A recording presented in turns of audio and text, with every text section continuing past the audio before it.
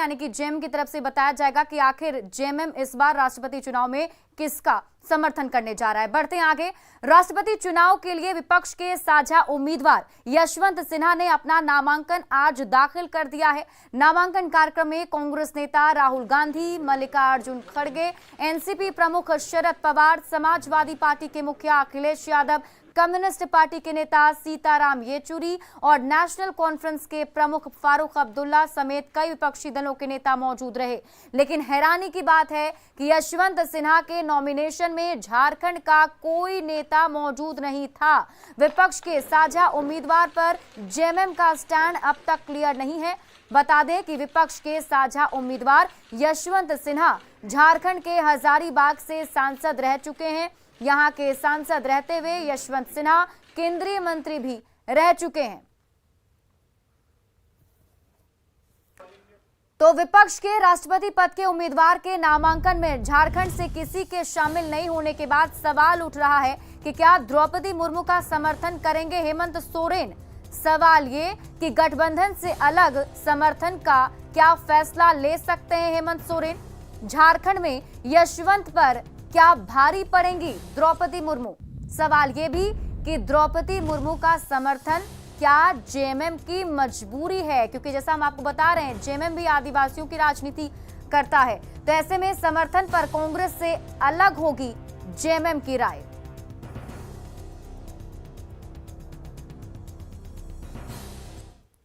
इधर बीजेपी प्रदेश अध्यक्ष दीपक प्रकाश ने कहा कि झारखंड मुक्ति मोर्चा को द्रौपदी मुर्मू के समर्थन में अपना विचार स्पष्ट करना चाहिए। तो सांसद सुनील सोरेन ने कहा कि झारखंड मुक्ति मोर्चा को अपनी आत्मा की आवाज को सुननी चाहिए, द्रौपदी मुर्मू के पक्ष में समर्थन देना चाहिए।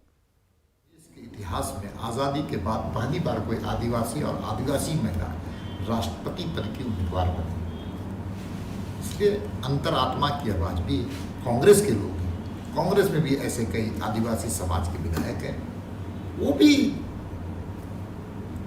एनडीए गठबंधन के उम्मीदवार द्रौपदी मुर्मू को वोट देंगे, ऐसा मुझे विश्वास है। मृदुभाषी गवर्नर रही हैं, वेदाग रही हैं और उनके राज्यपाल के कार्यकाल में हम कह सकते हैं कि हम सब लोगों ने एकेडमिक चीज़ों को भी आगे बढ़ाने का काम किया था।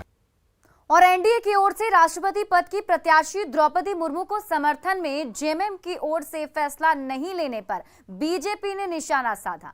बीजेपी ने आरोप लगाया कि जेएमएम का आदिवासी प्रेम केवल दिखावा है और वे अपने परिवार से बढ़कर दूसरे किसी आदिवासी का हित नहीं देख सकते।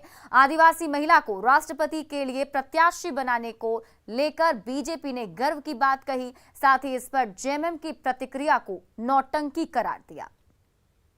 देखिए, आदिवासी और आदिवासियत के नाम पर राजनीति करने वाली जेएमएम श्रीमती द्रौपदी मुर्मू को समर्थन देने के मुद्दे पे पूरे तरीके से एक्सपोज हो गई है। ये स्पष्ट हो गया है कि इनके लिए आदिवासियत का मतलब सिर्फ और सिर्फ सोरेन परिवार है। अगर किसी दूसरे आदिवासी को देश के सर्वोच्च पद पर जाने का मौका मिलता है तो ये इनकी तरफ से स्पॉन्टेनियस समर्थन होना चाहिए था, पर ये बार्गेनिंग कर रहे हैं। ये लगता है मुझे उचित नहीं है और जो इतिहास है वो हेमंत सोरेन को अपने इस दोहरे रोल के कारण कभी माफ नहीं करेगा कि जब एक साधारण गरीब परिवार से आने वाली आदिवासी प्रेसिडेंट बनने वाली हैं तो अभी तक उनका समर्थन नहीं आया। साफ है कि इनके लिए सिर्फ आदिवासी हित की बात करना एक नौटंकी है। लातेहार के बरवाडीह में जेजेएमपी उग्रवादियों ने जमकर उत्पात मचाया है। यहां बरवाडीह से हुटार तक सड़क निर्माण कार्य चल रहा है, जिसमें उग्रवादियों ने देवरी नदी के पास पुलिया निर्माण में लगे पोकलेन और मिक्सर मशीन को क्षतिग्रस्त कर दिया। घटना की जानकारी मिलते ही पुलिस की टीम ने नक्सलियों का पीछा किया, लेकिन अंधेरे का फायदा उठाकर नक्सली फरार हो गए। आपको बता दें कि यहाँ इंडियन इलेक्ट्रिकल सर्विस की ओर से काम कराया जा रहा है और नक्सली मनोहर जी के दस्ते पर घटना को अंजाम देने का आरोप लग रहा है। सर, हम लोग के साथ तो मारपीट नहीं की, वो मशीन को ग्लास साइड का तोड़ डाला, आगे का डाला, हथौड़ा डाला तो नहीं टूटा, और क्योंकि मेरे मशीन में जाली लगाया हुआ है। तो एक मिलर भी है, मिलर का भी ग्लास तोड़ा। उनके बाद हम लोग को बोल के चला गया। तो है उनकी मांगे क्या थी, हम लोग को बस इतना ही बोला कि बोल देना कि जेजेएमपी मनोहर जी के आदमी है कि मदन जी को बोल देना। मनोज जायसवाल का जो रोड कंस्ट्रक्शन वाला काम हो रहा है उसमें के शीशा फोड़ दिया है। फिर हम लोग पीछा किए, पीछा करते हुए लोग अंधेरा का लाभ उठाते हुए कोई नदी के पार भागने में सफल रहे। थाना प्रभारी इस संबंध में मुझे बताए थे और हम लोग बराबर निगरानी में थे, लेकिन हम लोग पकड़ पाने में असमर्थ थे। फिर भी हम लोग का जो भी लोकेशन है या तो उनका रहने का स्थान है उसका वेरीफाई करके कार्रवाई करने का प्रयास है।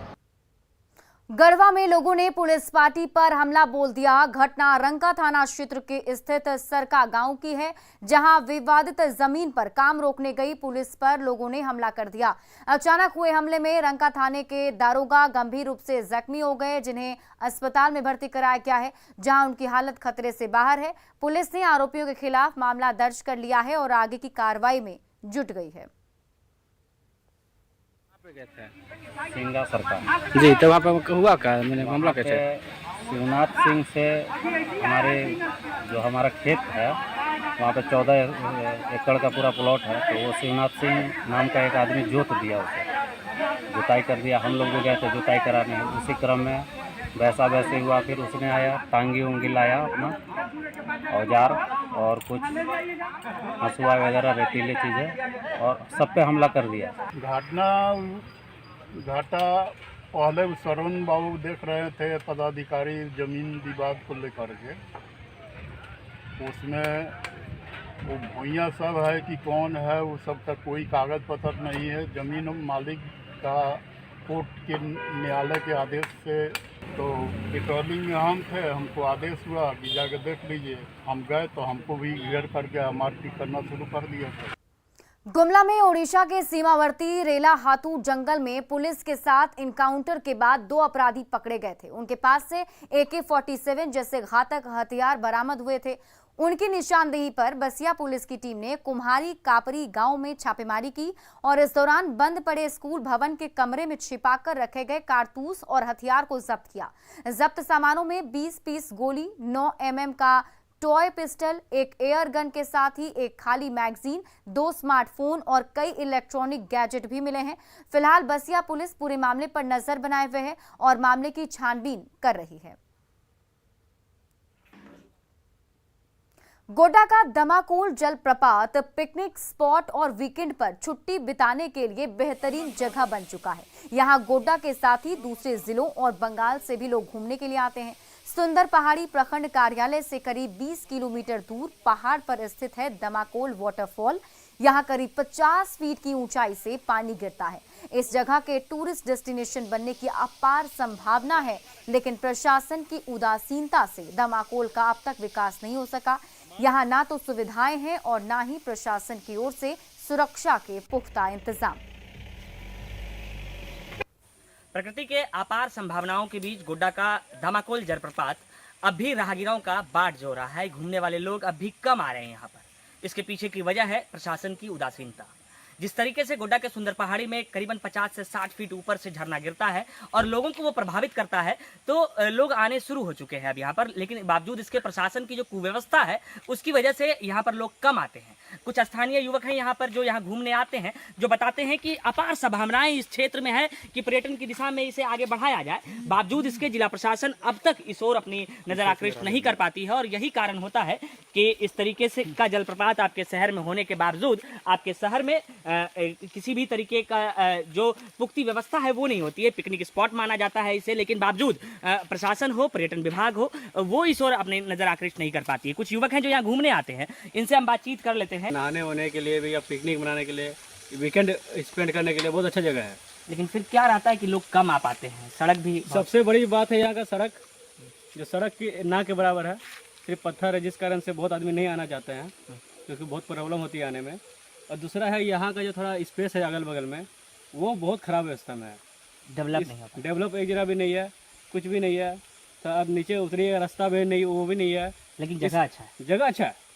हमारे साथ एक और युवक हैं जो बता रहे थे कि अगर प्रशासन इस पर ध्यान दे दे तो शायद यहाँ भीड़ बढ़ने लग जाएगी। जी, यहाँ पे अगर प्रशासन अगर देखा जाए तो एक तरह से अगर प्रशासन इसको डेवलप करती है तो सबसे ज़्यादा पर्यटक स्थल यही बनेगा, क्योंकि आसपास में एक मोती झरना है और एक सुगादी है।